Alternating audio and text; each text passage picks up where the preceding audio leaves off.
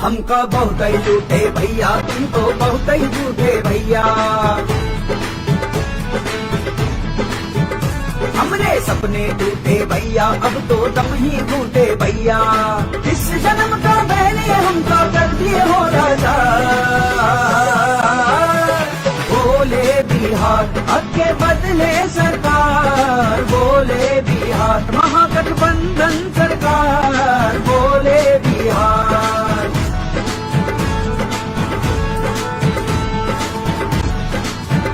हम तो लोग हैं सीधे साधे, तुमने बढ़ चढ़ किए थे वादे। पूरे हुए न अब तक आधे, खुल गए तुम्हारे मेरे इरादे। छीने हो तुम गरीब से जो इक्को तारा,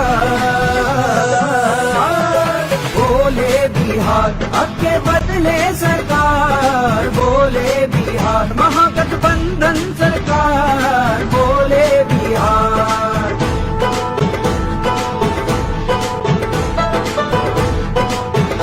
अपने बंद करवाने केस, पहने लालच तुम तो थे।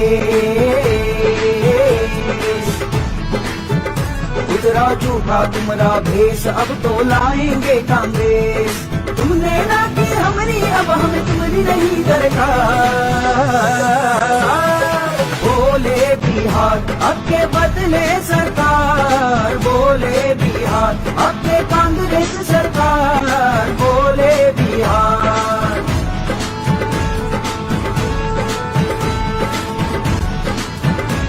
ना रोजगार का रंग है, ना ही शिक्षा का है संग। दिन दिन लड़त है बच्चे अपनी जिंदगी से जंग। बैठे रहो तुम साथ रहे हम कोरोना से मार। बोले बिहार अब के बदले सरकार, बोले बिहार महागठबंधन सरकार, बोले बिहार।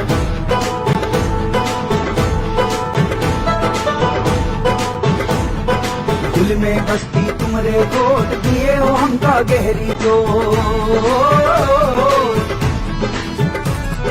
अब के आना तुम नहीं लौट हमसे मांगने कोई वोट। अब तो है कांग्रेस ही है अपनी सरकार, बोले बिहार अब के बदले सरकार, बोले बिहार। हमारे देश में जब कोरोना दस्तक दे रहा था तो भारतीय जनता पार्टी, जो कि सत्ता की लालची पार्टी है, सत्ता की भूखी पार्टी है, ये मध्य प्रदेश में कांग्रेस की चुनी हुई सरकार को गिराने में जुटी थी और ये साथियों सफल भी हुए थे। और दूसरी तरफ जो हमारे देश के चौकीदार हैं, जो हमारे देश के प्रधान सेवक हैं, जो हमारे देश के प्रधानमंत्री हैं, वो दिल्ली के इंडिया गेट पर लिट्टी चोखा खा रहे थे। वो लिट्टी चोखा इसलिए खा रहे थे ताकि वो बिहार से अपना रिश्ता जोड़ सके। वो इसलिए जोड़ना चाहते थे रिश्ता क्योंकि इस महीने अक्टूबर में बिहार में चुनाव है। लेकिन साथियों, इस कोरोना को प्रधानमंत्री जी ने और मोदी सरकार ने नजरअंदाज किया। आज कोरोना की स्थिति ये है कि आज 73 लाख पॉजिटिव केस हमारे देश में हो गए हैं और 1,11,266 लोगों की मौत हो चुकी है। 60.5 लाख मामलों और 1 लाख से अधिक मौतों के बाद भारत में कोरोना वायरस महामारी की रफ्तार धीमी हो रही है। भारत में इस महीने हर दिन औसतन 64,000 केस आए, जो कि सितंबर के आखिरी 2 हफ्ते के प्रतिदिन के औसत से कम है, जब 86,000 केस आ रहे थे। इससे पहले सितंबर महीने में औसतन 93,000 मामले प्रतिदिन आ रहे थे। राज्यों में मरने वालों की संख्या भी कम हुई है। हालांकि टेस्टिंग की संख्या पिछले महीनों के मुकाबले बढ़ी है। देखने से ऐसा लग रहा है कि महामारी का प्रभाव कम हो रहा है, लेकिन कई जानकारों का मानना है कि इन संख्याओं को एहतियात के साथ पढ़ना चाहिए। उनका मानना है कि संख्या में कमी आना एक सकारात्मक सिग्नल है, लेकिन ये कहना महामारी खत्म हो रही है जल्दबाजी होगी, क्योंकि सिर्फ टेस्ट का बढ़ना और मामलों का गिरना ही किसी महामारी को समझने के लिए काफी नहीं है। हर दिन होने वाले कुल टेस्ट में से आधे रैपिड एंटीजन तकनीक से किए जा रहे हैं। इससे नतीजे जल्दी आ रहे हैं। ये तकनीक किफायती भी है, लेकिन कई मामलों में ये सटीक नतीजे नहीं देती। कई बार 50% तक नतीजे गलत होते हैं। वहीं पीसीआर तकनीक से नतीजे आने में समय भी ज्यादा लगता है और ये महंगा भी है। देश के जाने माने वायरोलॉजिस्ट शाहिद जमील के मुताबिक संक्रमण के मामलों में कमी रैपिड टेस्टिंग के गलत नतीजों के कारण है या सही में मामले कम हो रहे हैं, ये कहना मुश्किल है। उनके मुताबिक इसका पता भी लगाया जा सकता है कि जब सरकार डेटा जारी कर बताए कि कितनी पीसीआर टेस्ट और कितने एंटीजन टेस्ट किए जा रहे हैं, तभी हर दिन आने वाले मामलों में तुलना की जा सकती है। Public health foundation of India के अध्यक्ष डॉक्टर श्रीनाथ रेड्डी के मुताबिक भारत में ऑन डिमांड टेस्टिंग शुरू हो गई है, जिसके कारण मुमकिन है कि बिना लक्षण वाले लोगों की टेस्टिंग में इजाफा हो। हालांकि कई एंटीबॉडी सर्वे और दूसरी रिपोर्ट से पता चलता है कि भारत में रिपोर्ट नहीं किए गए मामलों की संख्या बहुत अधिक है। मिशिगन विश्वविद्यालय के ब्राह्मण मुखर्जी, जो इस महामारी को ट्रैक कर रहे हैं, बताते हैं कि भारत में संक्रमित हो चुके लोगों की संख्या 12 से 13 करोड़ तक हो सकती है, जो कि आबादी का करीब 10% है। देश भर में हुए एंटीबॉडी टेस्ट बताते हैं कि करीब 9 करोड़ लोग संक्रमित हो चुके हैं, जो कि आधिकारिक आंकड़ों से 15 गुना अधिक है। ये वही प्रधानमंत्री है, वही चौकीदार है, वही प्रधान सेवक है जिसने बिहार के पिछले चुनाव में एक जुमला फेंका था। वो जुमला था 60,000 करोड़ के 70,000 करोड़, 80,000 करोड़ के 90,000 करोड़, 1 लाख करोड़ के 1,20,000 करोड़। और इन्होंने जुमला फेंका था कि बिहार को 1.25 लाख करोड़ का पैकेज का ऐलान किया था। मैं आज बिहार के पैकेज की घोषणा यहीं से करना चाहता हूं। करो 50,000 करोड़ की ज्यादा करो,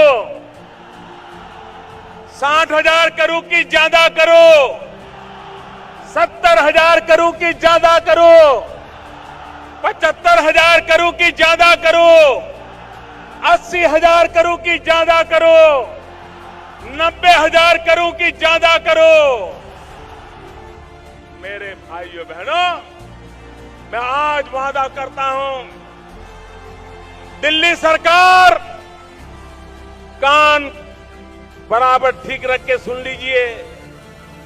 दिल्ली सरकार 1.25 लाख करोड़ रुपए का पैकेज देगी, 1.25 लाख करोड़ रुपए का पैकेज देगी। मैं जानना चाहता हूं प्रधानमंत्री जी से कि आपने 1.25 लाख करोड़ में से कितना पैसा बिहार की जनता को दिया। मैं जानना चाहता हूं नीतीश कुमार जी से कि बिहार के लोगों को मोदी जी ने कितना पैसा दिया। आज बीजेपी वाले ट्वीट किए थे, देखे थे ट्विटर पे कि हमने ना हर जिले में एक महिला ITI खुलवा दिया। अभी गया जिले में 4 ITI कॉलेज है सरकारी, प्राइवेट का तो हालत वैसे भी खराब है। सरकारी की हालत इतनी गंदी है कि पूरे बिहार में 149 सरकारी ITI है, महिला वाला इंक्लूड करके। और टोटल देखिए, मैंने RTI से मंगवाया है, श्रम संसाधन विभाग से। इसमें देखिए टोटल 2476 सृजित पद है इंस्ट्रक्टर का, जो पढ़ाते हैं ITI में, मतलब होने चाहिए। लेकिन नियमित अनुदेशक जो हैं वो सिर्फ 212 हैं, और बाकी संविदा पे काम कर रहे हैं 212 और 216 नियमित हैं। मतलब कि 149 ITI में 216 सिर्फ है नियमित अनुदेशक। तो आप समझ लीजिए कि एक ITI पे 150 अनुदेशक नहीं हो रहा है, और 149 ITI खोल के बैठे हैं, तो पढ़ा कौन रहा है वहाँ? बिना अनुदेशक के। अब देखिए, अब भारत सरकार जो है, कहते हैं मोदी जी स्किल इंडिया, और बड़ा फॉलोवर है नीतीश कुमार उनके, और श्रम संसाधन मंत्री भी जो बीजेपी के थे इस बार। और है?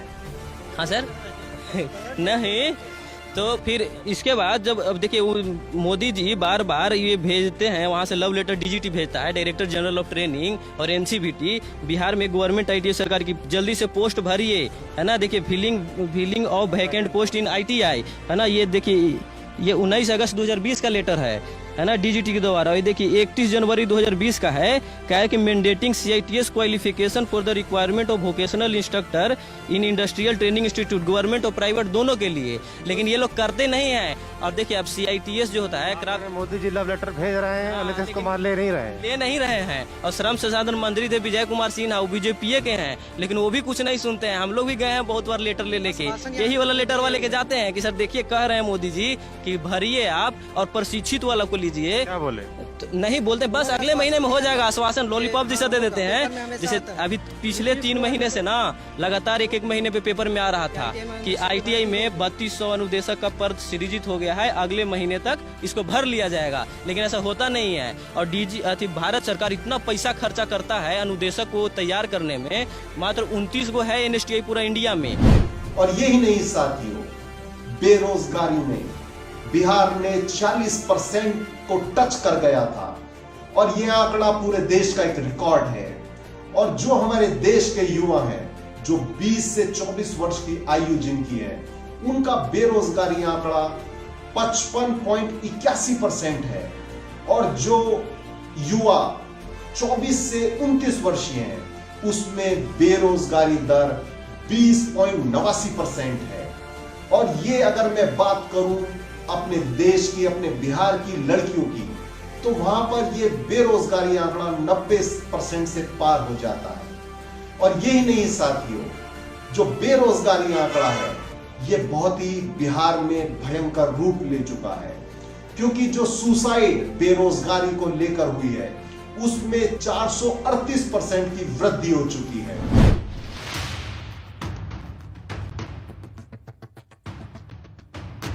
तस्वीरों में जो लोग आपको दिखाई दे रहे हैं, वो आपके और मेरे बिहार के ही हैं। लेकिन आखिर ऐसी क्या वजह है जो इन्हें अपनी जान खतरे में डालनी पड़ रही है? जवाब है सरकारी नौकरी।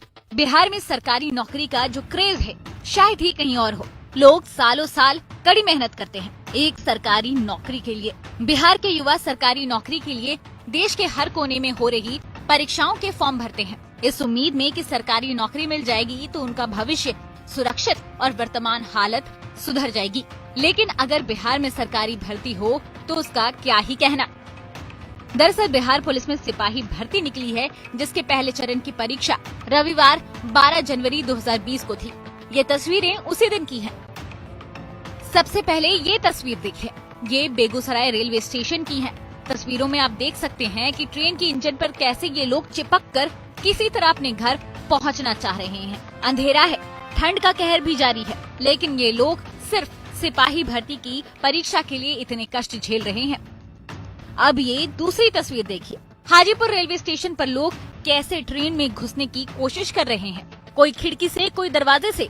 ट्रेन के अंदर बैठे लोगों ने डर से ट्रेन की खिड़कियां बंद कर दी हैं। बिहार पुलिस का एग्जाम है, जो आज कल 12 तारीख एग्जाम है, जो हम लोग को मोतिहारी से डर पड़ा है। इतना ट्रेन में भीड़ चल रहा है, इतना भीड़ चल रहा है कि कहने लायक नहीं। हद से ज्यादा आदमी जान देने के लिए तैयार है, आदमी जाने के लिए तैयार है मोतिहारी। बहुत ट्रेन में जगह नहीं है क्या? ट्रेन में जगह नहीं है, आँख सीधा बहुत हो रही है आदमी को, ट्रेन है नहीं यहाँ से। लड़कों ने बहुत सारे लड़कों लोग पड़े हैं ट्रेन पर। क्या गया है, किस बात को लेकर यहाँ हंगामा हुआ था? देखिए, यहाँ से विभिन्न परीक्षा केंद्रों पर परीक्षार्थियों की भारी संख्या में भीड़ आ गई थी, जिन्हें विभिन्न ट्रेनों से निकाल दिया गया। उन्हें परीक्षा केंद्र पर स्वाभाविक रूप से जाने की जल्दबाजी थी, इसलिए उनकी जल्दी थी, जिसके कारण यहाँ पे उन लोगों ने कुछ शोरगुल किया। लेकिन अब दो अतिरिक्त गाड़ियां चली हैं और उस सारे परीक्षार्थी लगभग निकल गए हैं। कुछ एक बचे हुए शेष परीक्षार्थी हैं, वे सब निकल जाएंगे। तो क्या स्पेशल ट्रेन वगैरह की व्यवस्था की गई? हाँ, अभी एक ट्रेन आई है जो स्पेशल मुजफ्फरपुर और फिर बरौनी के लिए गई है, जिससे हमारी भीड़ काफी कम हुई है। लखीसराय में भी कुछ ऐसा ही नजारा देखने को मिला। यहाँ बिहार पुलिस की परीक्षा समाप्त होने के बाद अपने घर लौटने के लिए अभ्यर्थी क्यू स्टेशन पहुँचे। ट्रेन की लेट लतीफी और ट्रेन नहीं रहने से परेशान अभ्यर्थियों ने पहले हंगामा शुरू किया, फिर ट्रेन पर ही पथराव किया। पथराव से ट्रेन यात्री डरे सहमे दिखे। देख लीजिए हालत, ये पूरा शीशा टूटा हुआ है, लड़के ईटा पत्थर चला रहे हैं, नीचे कट भी गया है। कट भी गया आपका? चला जाएगा। गवर्नमेंट कोई व्यवस्था करे, परीक्षार्थी जो है कहीं ट्रेन में ढुके हुए एसी का बोगी सब तोड़ दिए हैं। इनका सर फूटने से बचा है। ये तो सिर्फ कुछ जगहों की तस्वीरें थी।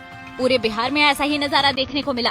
11,880 पदों के लिए 13 लाख लोग परीक्षा दे रहे हैं और इनके लिए ये लोग अपनी जान की बाजी लगा रहे हैं।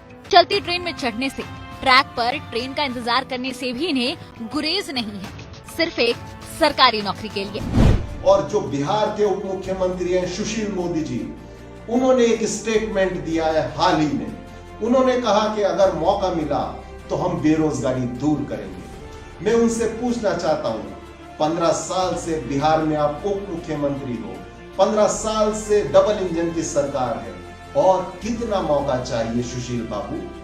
ये कुशासन राज, जो कि नीतीश राज अपना आप को सुशासन बाबू कहते हैं, इन्होंने पूरे बिहार को, पूरे जो बिहार के युवा हैं उनको बेरोजगारी की कगार पर लाकर खड़ा कर दिया है। और यही नहीं साथियों, अगर मैं क्राइम की बात करूं, चाहे वो महिलाओं के साथ हो, चाहे वो दलितों के साथ हो, चाहे वो माइनॉरिटी के लोगों के साथ हो, क्राइम में भी 129.47% की वृद्धि देखी गई है। अगर मैं इनके घोटालों की बात करूं तो पिछले 15 साल में 55 घोटाले नीतीश बाबू के राज में हो चुके हैं, यानी हर 4 महीने में एक घोटाला। कौन सा तबका है समाज का जिसके उत्थान के लिए हम लोगों ने काम नहीं किया? आज बताइए, हर गांव को पक्की सड़क से जोड़ने का हम लोगों का निर्णय था। काम लगभग पूरा हो रहा। तो गांव का जो टोला है जिसका कोई नाम नहीं था, वैसे टोलों को भी चिन्हित करके उसको भी पक्की सड़क से जोड़ा जा रहा है। लेकिन बिहार की असलियत कुछ और ही है। आइए आपको सुशासन बाबू के बिहार का हाल बताते हैं। प्रवासी मजदूरों को किया मजबूर। केंद्र सरकार के अनप्लान्ड लॉकडाउन के फैसले से तो मानो बिहार के प्रवासी मजदूरों पर आफत ही आ गई। सड़कों पर अपनी जिंदगी गंवाते इन मजदूरों की मदद के लिए उस वक्त न नीतीश सरकार आई और न ही केंद्र की मोदी सरकार। बेरोजगारी का प्रकोप। बिहार में हर तीसरा युवा बेरोजगार है। बेरोजगारी 46.6% है, जबकि राज्य में कई सरकारी पद खाली पड़े हैं। शिक्षकों से लेकर फ्रंटलाइन वर्कर्स तक सभी बेरोजगारी की चपेट में हैं। बाढ़ का कहर। बिहार में लगभग हर साल बाढ़ आती है और हर साल बाढ़ से तबाही मचती है। कई घर डूबते हैं, कई जाने जाती हैं, लेकिन 15 साल के बाद भी ये सरकार बिहार के लोगों को सुरक्षा देने में नाकाम रही। उल्टा बाढ़ राहत के नाम पर घोटाले करती रही। महिलाओं पर अत्याचार। बिहार में महिलाओं के खिलाफ होने वाले अपराध में लगातार 15% की वृद्धि हुई है। विकास के नाम पर परोसे गए जुमले। बिहार की एक भी यूनिवर्सिटी टॉप 100 में नहीं है। स्वच्छ 250 शहरों में राज्य का एक भी शहर नहीं है। हर घर बिजली और नल लगवाने का वादा किया था, लेकिन इनमें से कोई भी वादा पूरा नहीं किया। करप्शन और घोटाले। पिछले 15 सालों में बिहार में 55 घोटाले हुए हैं और यही कारण है कि उद्घाटन से पहले पुल टूट जाते हैं और सड़कें बह जाती हैं। स्वास्थ्य व्यवस्था। बिहार में स्वास्थ्य व्यवस्था का बुरा हाल है। जहां 1000 प्रति व्यक्ति एक डॉक्टर होना चाहिए, वहां लगभग 4000 लोगों पर एक डॉक्टर है। पिछले वर्ष चमकी बुखार से कई मासूम बेमौत मारे गए, लेकिन तब भी इस निर्लज्ज सरकार को दया न आई। नीतीश कुमार के राज में बिहार बद से बदतर होता जा रहा है, लेकिन अब समय आ गया है। अब फैसला आपको करना होगा। मैं एक घोटाले की आपकी बात बताना चाहूंगा। आपने एक वीडियो देखा होगा, अखबारों में पढ़ा होगा कि 264 करोड़ की लागत से बिहार में पुल बनाया गया था और वो गोपालगंज और ईस्ट चंपारण को जोड़ता था। उसका इनॉग्रेशन 1 महीने पहले हुआ था और 1 महीने बाद वो पुल पानी में बह गया था। 3 लाख क्यूसेक पानी वाल्मीकि नगर बैराज से डिस्चार्ज हुआ और इसी को लेकर के ये पुल टूट चुका है पूरी तरीके से। इस पुल का उद्घाटन 16 जून को सीएम नीतीश कुमार ने किया था।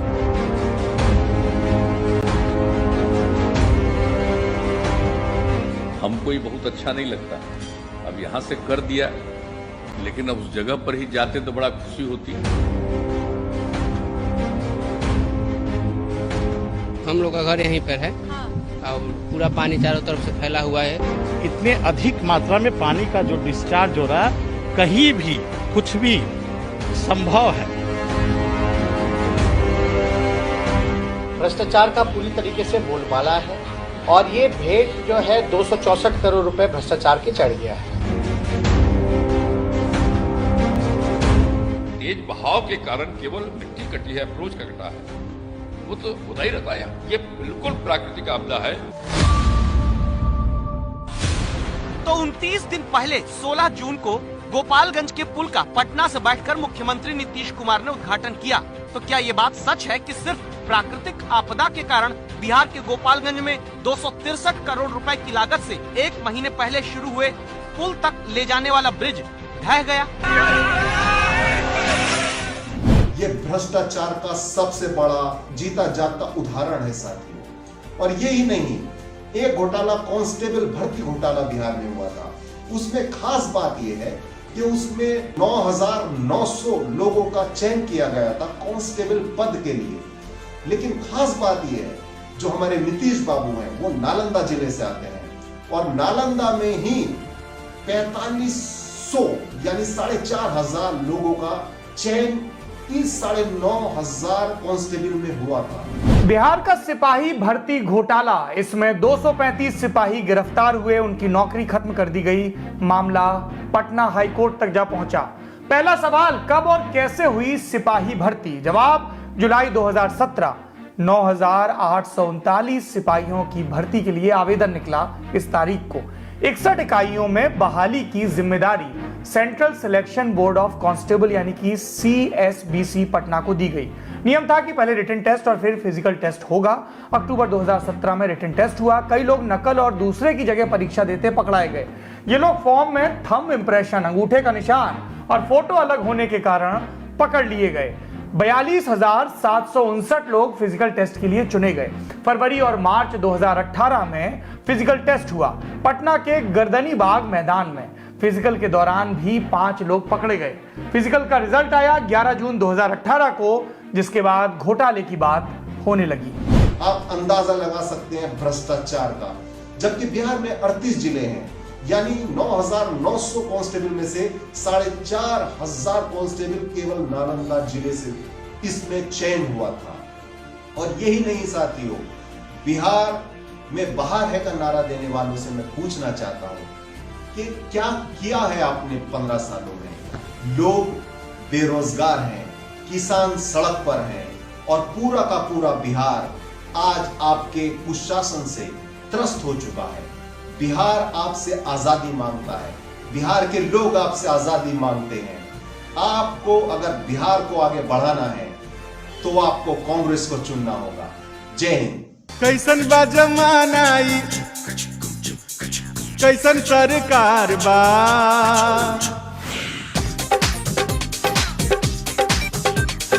कैसन बा जमाना आई, कैसन सरकार बा, मिलत नहीं के नौकरी का करो बेरोजगार बा। कैसन बा जमाना आई, कैसन सरकार बा, मिलत नहीं के नौकरी का करो बेरोजगार बा। 40 के उम्र भई लागू हो ना आवता। हो देखो बीए करके बकरी चरावता।